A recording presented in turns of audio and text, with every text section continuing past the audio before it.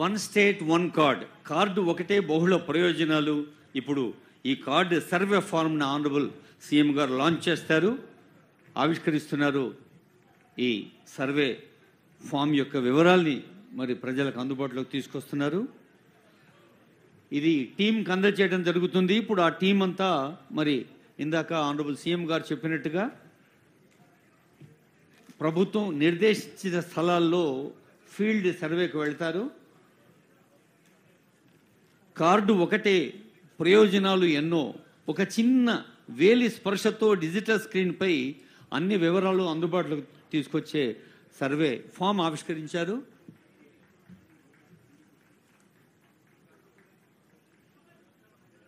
మే now request honourable CM ఈ survey form టీంకి అందజేయవలసిన request చేస్తున్నాను. కన్సర్న్ ఆఫీసర్స్ టీం ఉన్నారు.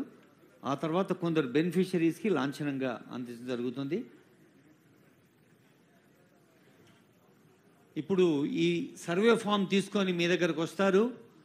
మరి కుటుంబ పెద్ద ఈరోజు అమ్మవారి నవరాత్రులు ఆరంభం, అమ్మనే ఆ ఇంటి పెద్దగా ఇందాక చెప్పారు ఆనరబుల్ సీఎం వారి సందేశంలో. తల్లిని హెడ్ ఆఫ్ ది ఫ్యామిలీ చేస్తూ ఈ సర్వే ఫామ్స్ అన్ని నియోజకవర్గాల్లో ఎంపిక చేసిన పైలట్ ప్రాజెక్ట్ యొక్క అమల్లోకి వస్తారు. ఇప్పుడు కొద్దిసేపట్లోనే కొందరు బెనిఫిషరీస్ని, కొందరు లబ్ధిదారుల్ని ఆహ్వానిస్తున్నాం. గౌరవనీయులైన వర్ష మేడం, వర్ష గారు హెడ్ ఆఫ్ ఫ్యామిలీ, వర్ష గారు శ్రీ గణేష్ గారి శ్రీమతి, ఆ తర్వాత శారద గారు, రాజేశ్వర్ గారు రెడీగా ఉండాలమ్మా. సుల్తానా బేగం గారు, బొబ్బిలి అన్నపూర్ణ గారు, జమున గారు రెడీ ఉండండమ్మా. ఒకరి తర్వాత ఒకరు రండి. ఆపండి సార్. మేడం మిసెస్ వర్ష, శ్రీ గణేష్ వారికి ఆ వివరాలు అందజేయడం జరుగుతోంది.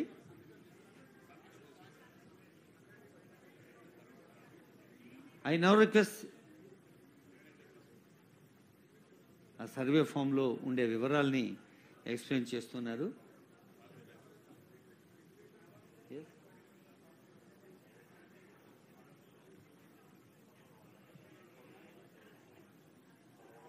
ఆనరబుల్ సీఎం గారి చేతుల మీదుగా శారద గారు, శారద రాతల్లి.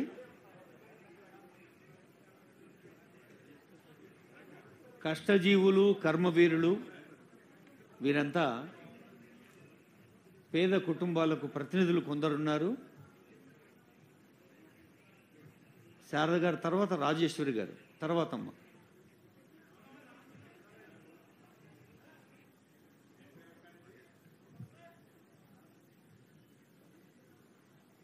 శారద మేడం వాళ్ళ కుటుంబానికి ధన్యవాదాలు. రాజేశ్వరమ్మ,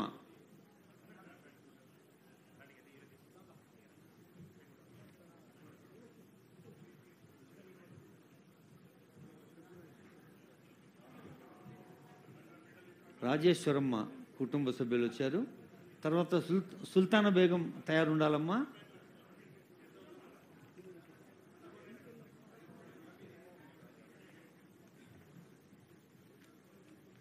అందుబాటులో ఉన్న అధునాతన సాంకేతిక ప్రక్రియల్ని వాడుకొని సులభంగా, సరళంగా, పారదర్శకంగా ప్రభుత్వ బెనిఫిట్స్ పొందడానికి ఉపయుక్తంగా ఉంటుంది. రాజేశ్వరి బృందానికి శుభాకాంక్షలతో సుల్తానా బేగం అమ్మ రావాలి తల్లి. సుల్తానా బేగం గారు.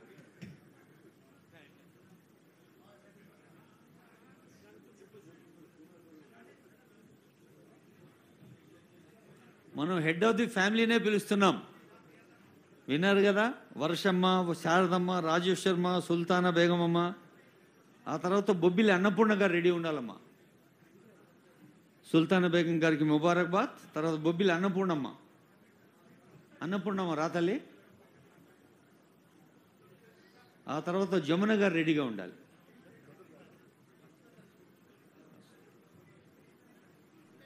మీకు ఫ్యామిలీ డిజిటల్ కార్డు వస్తుంది.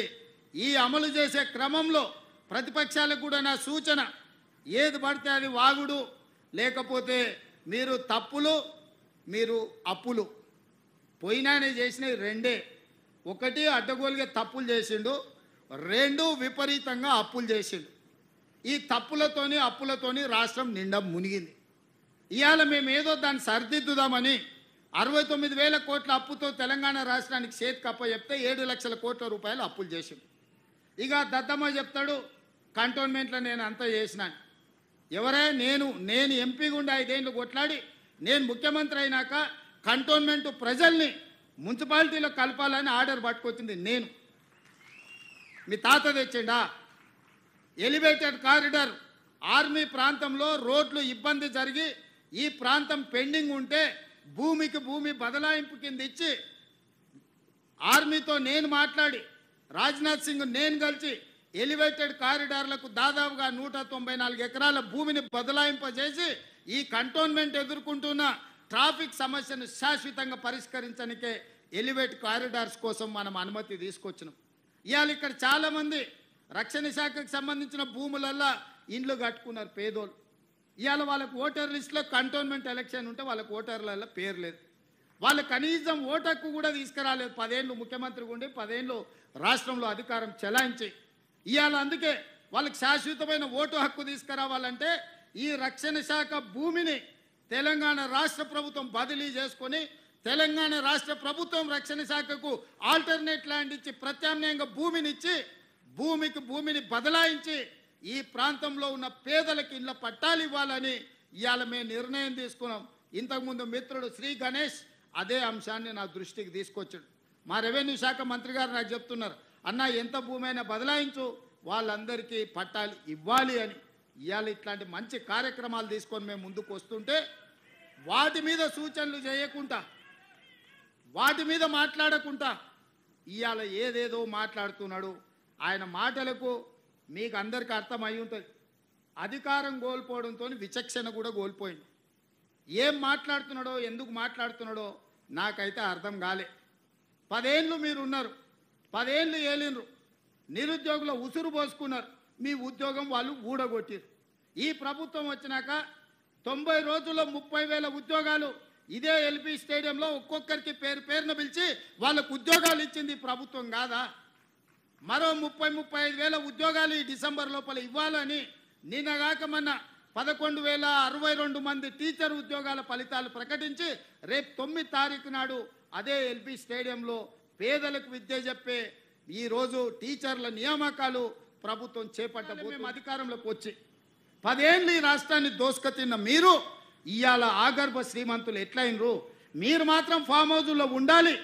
మీ ఫామ్ హౌజులను కాపాడుకోవడానికే కదా ఇవాళ వీళ్ళను ముసుగు తొడుక్కొని రక్షణ కవచంగా పెట్టుకొని పేదోళ్ళను పెట్టి కూలగొట్టద్దు అంటారు.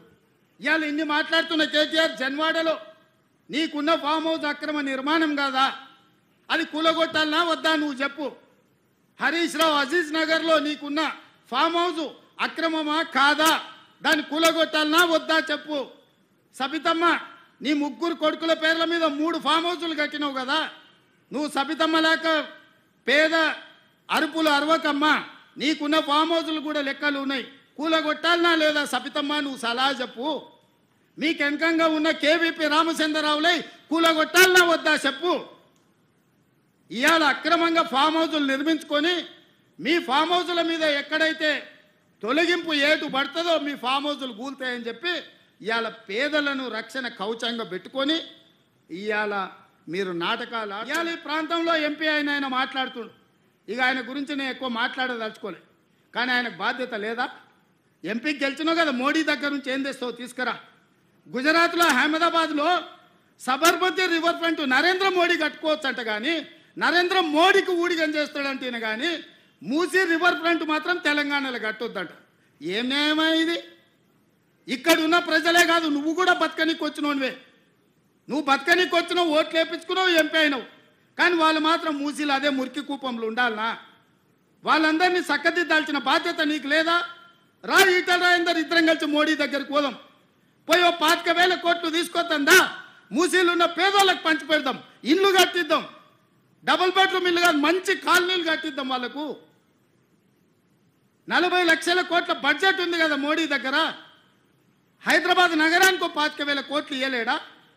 చేబెల్ల మీరే గెలుస్తారు, సికింద్రాబాద్ మీరే గెలుస్తారు, మల్కాజ్గిరి మీరే గెలుస్తారు, మెదక్ మీరే గెలుస్తారు, నగరం చుట్టూతో మొత్తం మీరే గెలిచింది కదా ఈటల రాజేందర్ గారు. మోడీ దగ్గరికి వెళ్ళి ఏం తెద్దామో రాపోదాం.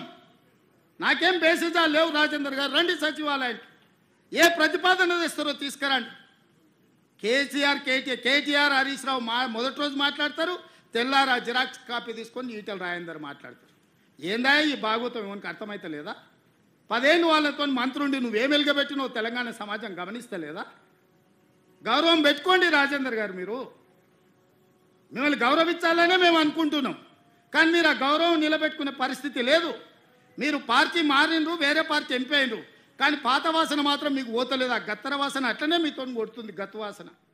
తెలంగాణ రాష్ట్ర అభివృద్ధి కోసం ఆర్నిశం కృషి చేస్తూ తెలంగాణ ప్రజల సంక్షేమం శ్రేయస్సు కోసం నిత్యం ఆలోచిస్తూ అనేక వినూత్న కార్యక్రమాలతో తెలంగాణ రాష్ట్రాన్ని అభివృద్ధి బాటలో నడిపిస్తూ ఈరోజు మన ముందుకు ఒకే రాష్ట్రం ఒకే కార్డు రూపంగా ప్రతిష్టాపకంగా చేపట్టిన ఈ కార్యక్రమాన్ని, పైలట్ ప్రాజెక్ట్ని మన కంటోన్మెంట్ కాన్స్టిట్యున్సీలో మొదలుపెట్టడానికి విచ్చేసిన మన డైనమిక్ గౌరవనీయులు ముఖ్యమంత్రి సీఎం రేవంత్ రెడ్డి గారికి, అదేవిధంగా రాష్ట్ర మంత్రివర్యులు రెవెన్యూ మినిస్టర్ గారు పొంగిలేటి శ్రీనివాసరెడ్డి గారికి, రాజ్యసభ మెంబర్ అయిన అనిల్ కుమార్ గారికి, హైదరాబాద్ మేయర్ శ్రీమతి గద్వాల్ విజయలక్ష్మి గారికి, ఎమ్మెల్సీ శ్రీ మిర్జా రెహమద్ బేగ్ గారికి, ఎమ్మెల్సీ శ్రీ మిర్జా హసన్ ఇఫున్ గారికి, రాష్ట్ర ప్రభుత్వ సలహాదారు శ్రీ వేం నరేందర్ రెడ్డి గారికి, మాజీ కేంద్ర మంత్రివర్యులు డాక్టర్ ఎస్ వేణుగోపాల్చారి గారికి, హైదరాబాద్ డిప్యూటీ మేయర్ శ్రీమతి శ్రీలత శోభన్ రెడ్డి గారికి, హైదరాబాద్ కలెక్టర్ అయిన అనుదూప్ గారికి, జిహెచ్ఎంసీ కమిషనర్ అమరపాలి గారికి, ప్రిన్సిపల్ సెక్రటరీ దానకిషోర్ గారికి, ప్రిన్సిపల్ సెక్రటరీ అయిన జయేష్ రంజన్ గారికి, ఇక్కడ విచ్చేసిన యావత్ నా కంటోన్మెంట్ కుటుంబ సభ్యులందరికీ నా యొక్క హృదయపూర్వకంగా నమస్కారాలు తెలుపుకుంటున్నాను. ఈరోజు రాష్ట్రంలోనే మొట్టమొదటిసారి ఈ యొక్క పైలట్ ప్రాజెక్ట్ని స్థాపించడం, అది కూడా మన కంటోన్మెంట్ కాన్స్టిట్యున్సీలో స్థాపించడం, మన కంటోన్మెంట్ ప్రజల తరఫు నుంచి ముఖ్యమంత్రి గారికి హృదయపూర్వకంగా ధన్యవాదాలు తెలుపుతున్నాను. ఈ యొక్క కార్డు ద్వారా, ఈ డిజిటల్ కార్డు ద్వారా ఇంత ముందుకులాగా ప్రజలు కన్ఫ్యూషన్ కాకుండా ప్రతి ఒక్కరికి ఈ యొక్క ఐడి నంబర్ ఇస్తారు. ఈ ఐడి నంబర్ ద్వారా మనము ఈ ఐడి కార్డు నంబర్ ఉన్న వాళ్ళందరికీ ప్రభుత్వం ప్రవేశపెడుతున్న ప్రతి ఒక్క సంక్షేమ పథకాలు అందుతాయి.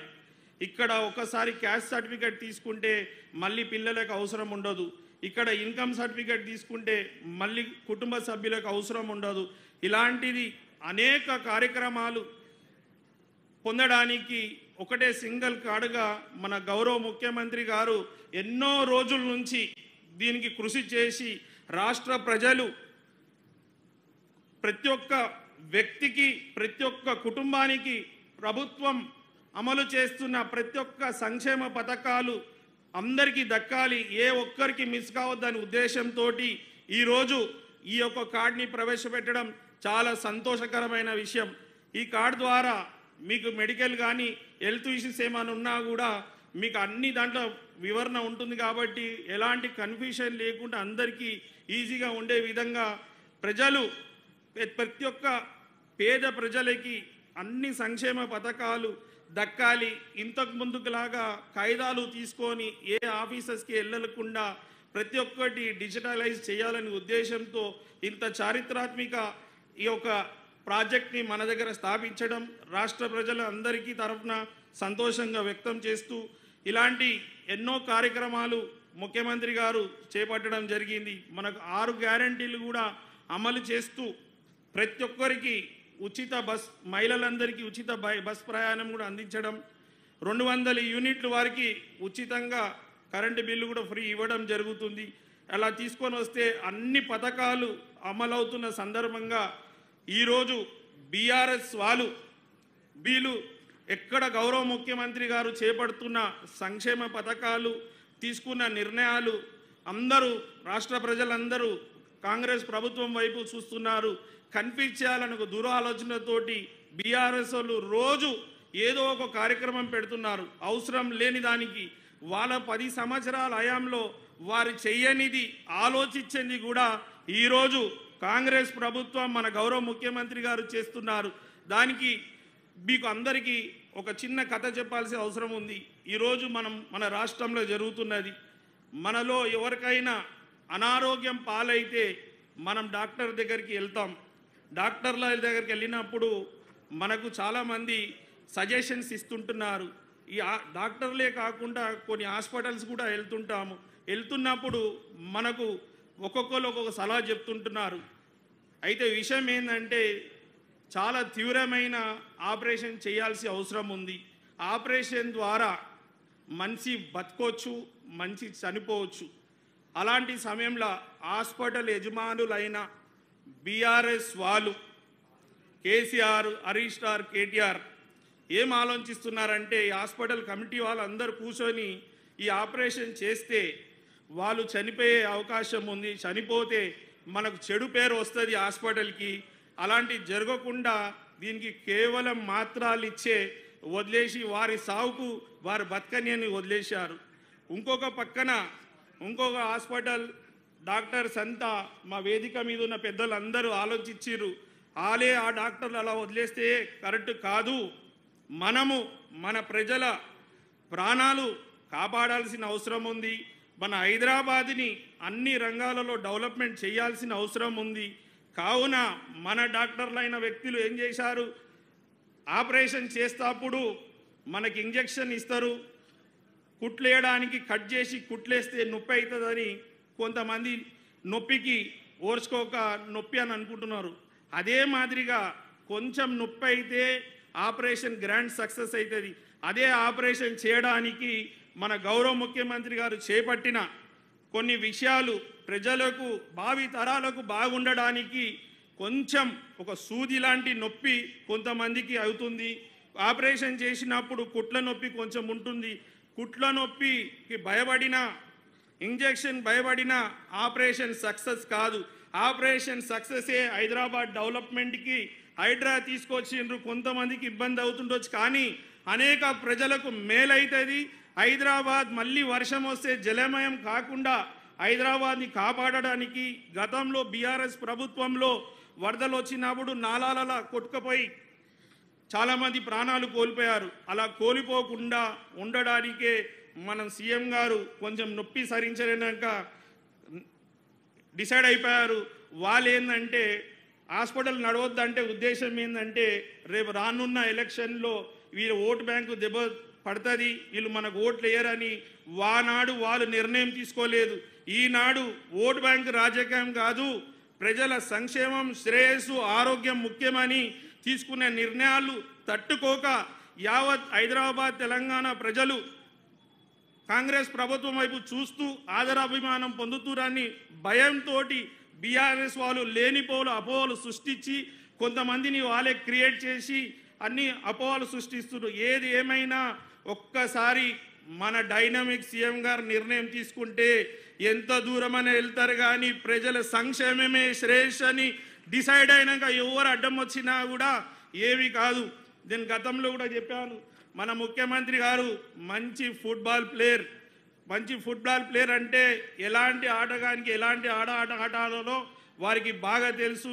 ఇలాంటి వాళ్ళు బీఆర్ఎస్ వాళ్ళు ఎన్ని నాటకాలు చేసినా, ఎన్ని ఆటలు ఆడినా ఫైనల్గా గోల్ కట్టేది మన ముఖ్యమంత్రి గారే.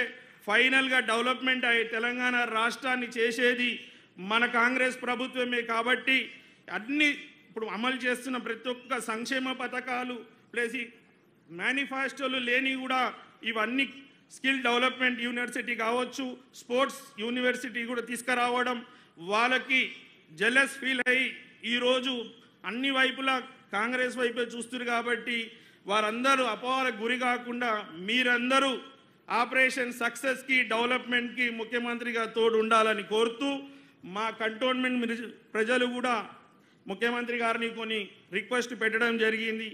మాకు ఒక డిగ్రీ కాలేజ్ ఇవ్వండి అన్న సీఎం గారు.